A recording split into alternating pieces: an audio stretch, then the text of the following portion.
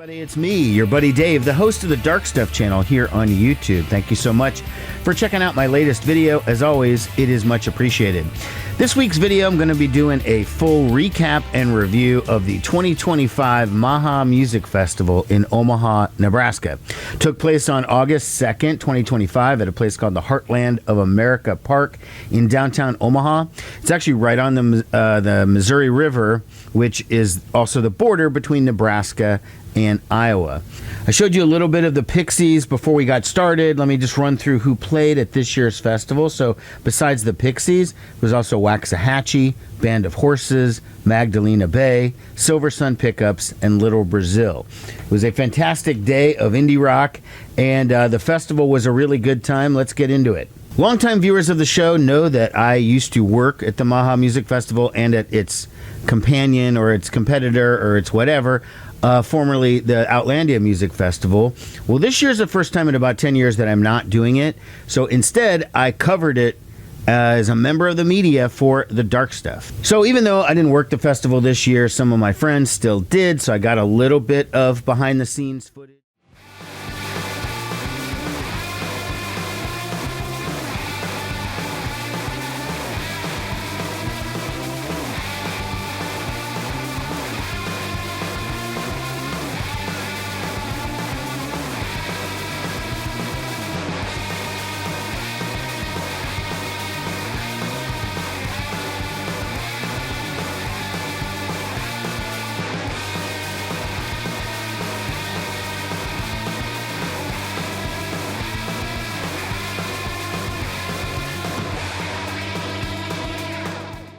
So since I didn't have to be there at the crack of dawn, like 6 in the morning if I were working the show, the doors opened at 1 o'clock, music started at 2, so I got there about 1:30. I got in, I got my credentials, and I started making my way towards the stage. The whole place was a new experience for me. I'd never been to the Heartland of America Park for really any reason, not just hanging out at the park, but also seeing a concert there. So I didn't know. Previous Mahas have been in a place called Exarban, which is a little bit more midtown Omaha. This was absolutely downtown. In fact, in the distance, you could see like the interstate where cars were driving towards Iowa.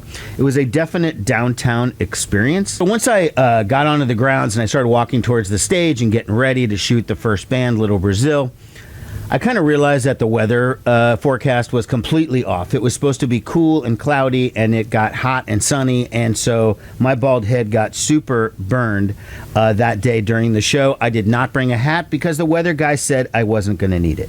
Okay, so the most important thing about a music festival is, in fact, the music. So now we're at 2 o'clock. The first band is going on. It's Little Brazil.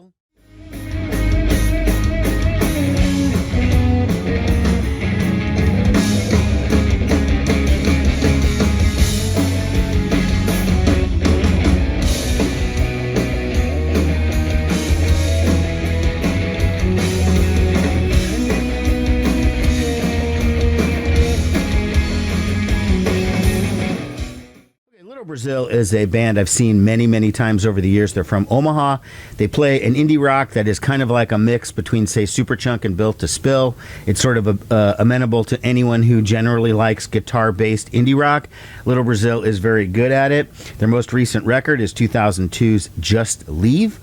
The band is led by frontman, singer, guitar player Landon Hedges, who has been on the scene for a long time. Well, all of them have been on the scene for a long time. But Little Brazil had a different lineup. Essentially, they had a new keyboard player, though she wasn't really new. She is the wife of the band's former drummer from a super long time ago, and she's been in bands and whatnot. And they brought her back for this particular performance, and the band was really good. I mean, look, I've seen Little Brazil a number of times. I've seen them in clubs. I've seen them at festivals. I've seen them in other contexts, and they're always good. It's just sort of varying degrees.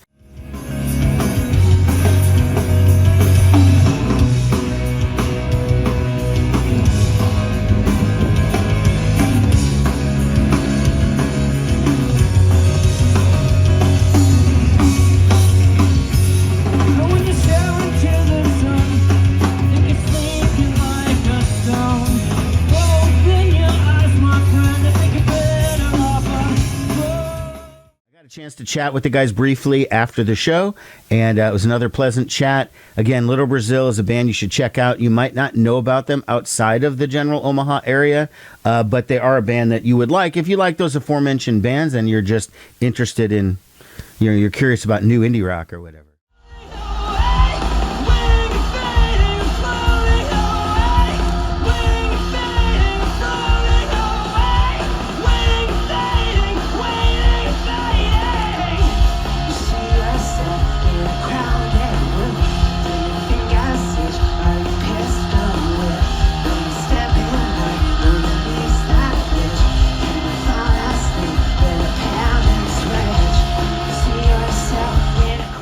So next up was Silversun Pickups. At this point, they had the first technical glitch of the day. Actually, the only technical glitch of the day. But there was something going on with Silversun's equipment. And I've worked shows where they've been at before, and I know that they have a quiet stage, which just means they're not really playing to traditional monitors. Everything's going in their ear. Nothing is cords. It's all wireless. And one piece of equipment was not working, and so the show got delayed by about 20-25 minutes. I was worried it was going to cascade and then become a problem later on, because how do you make up the time? And you're in the downtown Omaha. It's not like you can just go way past curfew. It's not like you can tell the Pixies to cut some of their set. So I was concerned that people were going to have to cut into their sets. However, the people who planned the festival did plan an extra long set change time between bands, and it ended up working out that even though they went a little bit long, nobody had to get anything cut as far as I could tell, and Silversun Pickups was able to play their entire set. If you're not familiar with Silversun Pickups, they are a band from Los Angeles. They've been around about 25 years or so, kind of a long time. They seem like newer, but they're actually not really that new. Their first EP was 2007. The band is led by Brian Aubert, of course. He's the guitar player and singer. And Nikki Moninger is the bass player, and those are the two most identifiable with the band because they're always right up front. Rocking out to various degrees. You got Joe Lester on keyboards, Christopher Wanlow on drums, and that guy is great. I've seen him not only play with Silversun, but I also saw him back up Vicky and Debbie from the Bangles on a couple of tracks when I saw them together in January of this year.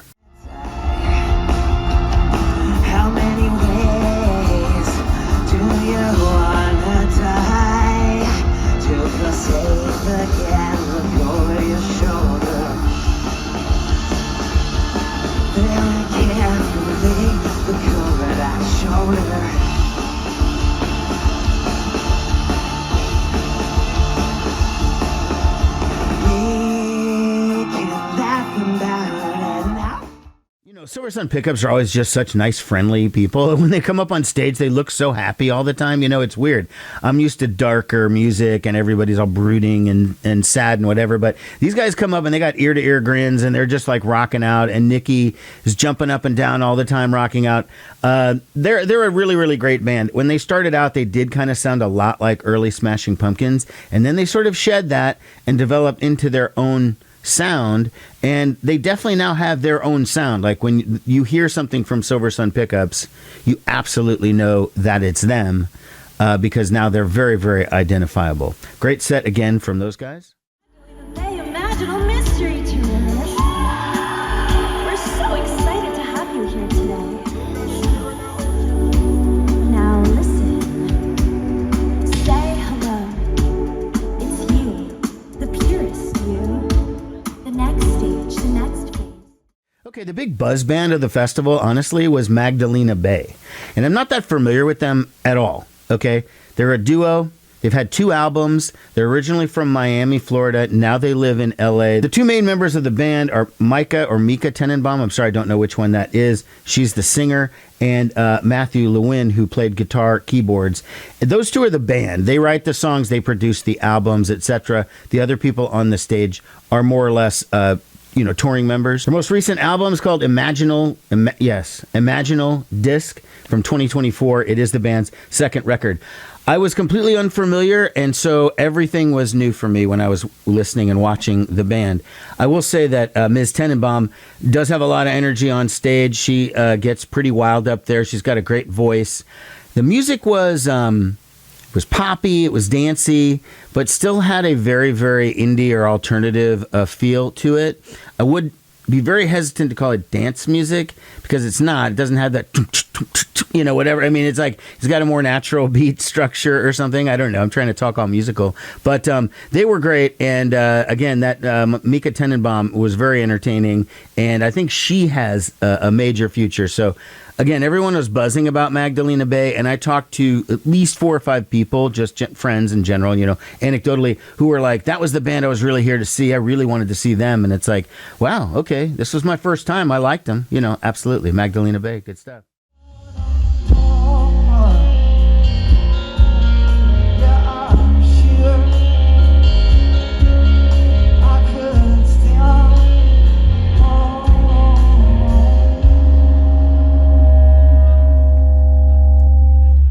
Great falling. Okay, so next up, probably my favorite band overall of the bands playing today. Not based on that afternoon, but just based on in general. I love Band of Horses. I've seen them before a number of times.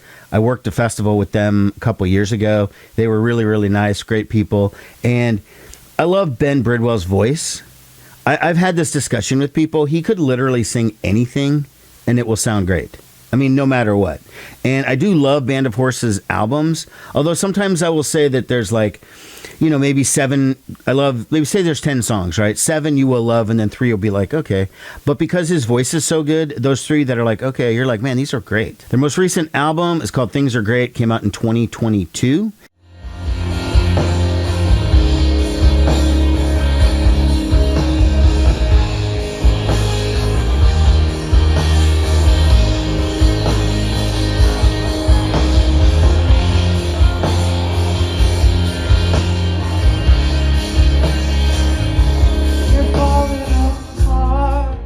Well, something I learned at the show was that the bass player of Band of Horses was the bass player for Archers of Loaf. That's Matt Gentling. Gentling. Sorry, I'm not exactly sure what the pronunciation is there. However, he was there in 2022 when I worked the Band of Horses show before. Nobody pointed out who he was, and I didn't recognize him. So I felt like an idiot. And then word was going around the festival amongst, you know, people like, oh my gosh, did you know that's the bass player from Archers of Loaf? You know, and everyone's like, wow. And I confirmed it with a friend. I was like, did you know that this is the guy?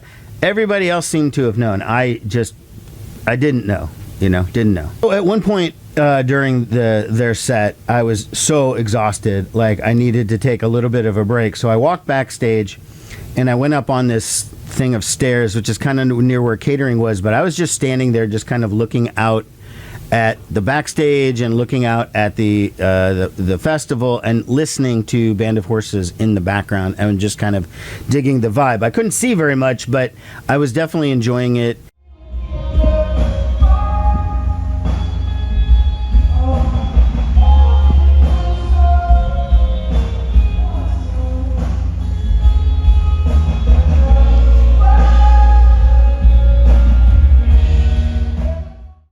This is a band. I mean, my God, the songs that they play, No One's Gonna Love You, Is There a Ghost, Need of Repair, The Great Salt Lake, Laredo, I think they played. I know they played the Ode to LRC.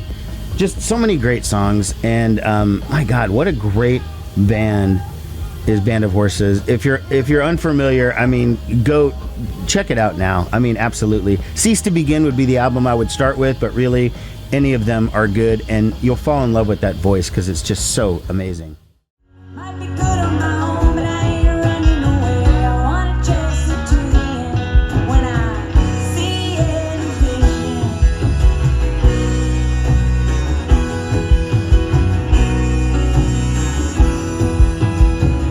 If we take it way too far, I could stay here forever if I let myself.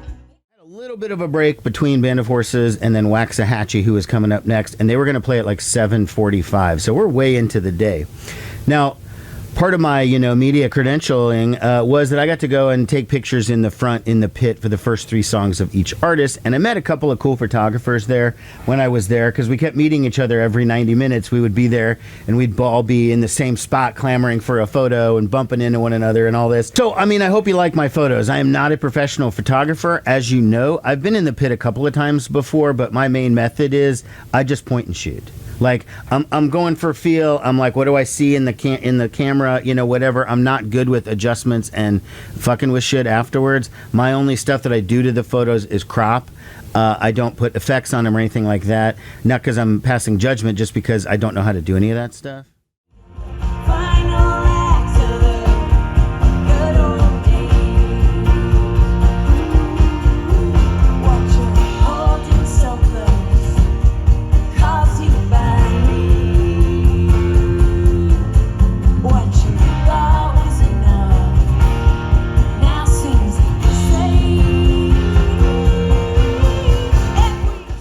So Waxahatchee came on, and the sun was starting to kind of go down a little bit, so most of the time the sun was like right in the band's eyes while they were playing. I mean, Katie had to put on sunglasses and stuff, but either way, this was a highlight of the day. Now, the band is touring in support. It's Katie Crutchfield is Waxahatchee, and the band is supporting Tiger's Blood, which is her 6th album under the name Waxahatchee. She's also done a record under the name Plains, which is really good, and that came out last year. I believe it was nominated for a Grammy in the Americana category. The last time I saw Waxahatchee was probably 2015 in Omaha at the Waiting Room, and that was when she still had her sister in the band, and they were a guitar-based indie rock band. They were like Dinosaur Jr. with a woman singing. I mean, that's what their sort of style was like, and I liked it.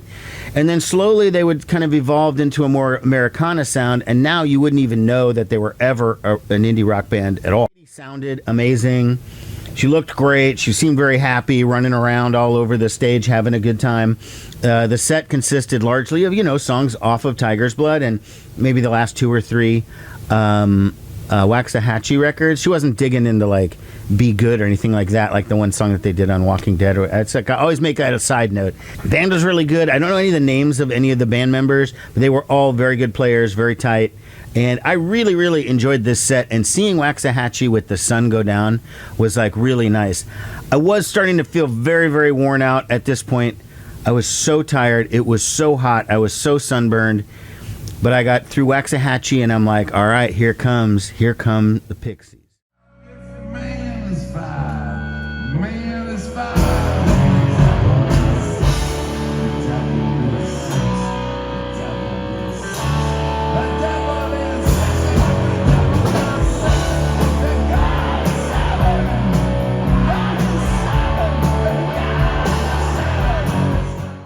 First off, this was the first time I'd ever seen the Pixies with their new bass player, Emma Richardson. And in fact, I'd never even seen a photo of her or what she looked like. So when I was in the backstage eating dinner, she sat at a table like right close to me, but I didn't know who it was.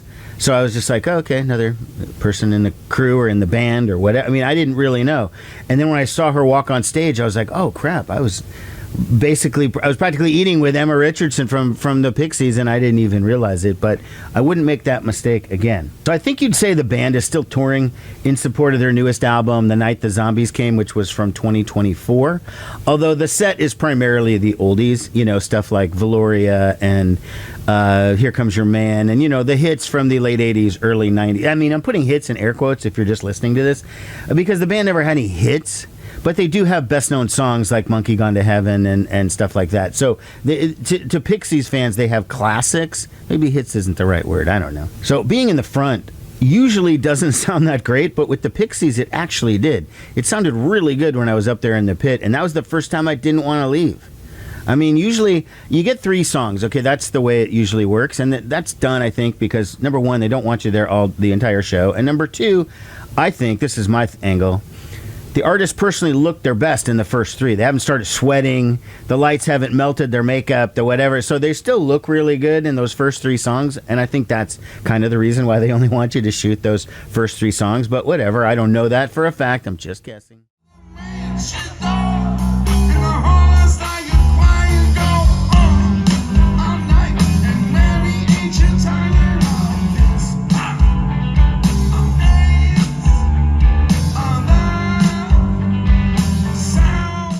So as you can see, the area becomes really, really beautiful when you've got the band is playing and it's dark and you can see downtown Omaha and stuff. And you know, I'm I'm not 100% certain whether I would like that to be the location in the future. I certainly wouldn't mind if it was. Now I know about the better parking spots and where I should have gone and all of this kind of stuff. And so I have a little bit better grasp on what I would do again in the next festival or so. I don't know. In general, though, I think I had a really good time. I was worn the F out, okay? I'm 54 years old, and I had something like 15,000 steps. That's hardly a record. But for me, in one day, starting at about 12:30, 1 o'clock, that was a lot, okay? And I definitely felt it the next day without question. I mean, enough of me bitching. Let me just say that probably the best set overall was maybe Waxahatchee's. And then I would probably say Band of Horses. And those are my favorite too. And everyone else was great. There was no bad set. There was no dud set. Nobody didn't give a great show. Everybody gave a great show. It was just a question of my tiredness at that particular moment, because sometimes I was just like not in the mood and I needed to go find some place to sit down because I was dying. But then I'd feel better. I'd have a water or whatever, and I'm like, I'm ready to hit that shit. Let's go. And that's kind of the way I felt the whole time. So, again, I've had some people critique, oh, it's a festival. There's like 5,000 people there, and there's 6 bands in one day. And they're like, that's not a festival. You need Coachella. And it's like, okay, I'd much rather see the Pixies here in front of 5,000 of my closest friends than at Coachella in front of 50,000. Plus, there's 300 other bands, and you're constantly being like, what am I supposed to do? What am I supposed to do? I mean, maybe in the future they'll go back to doing 2 stages, because we used to do that in the olden days. All right, everyone, I'm going to wrap it up here. I'll leave a couple of clips at the end for you to check out. Thanks a lot for watching, everybody. Take care. Bye-bye.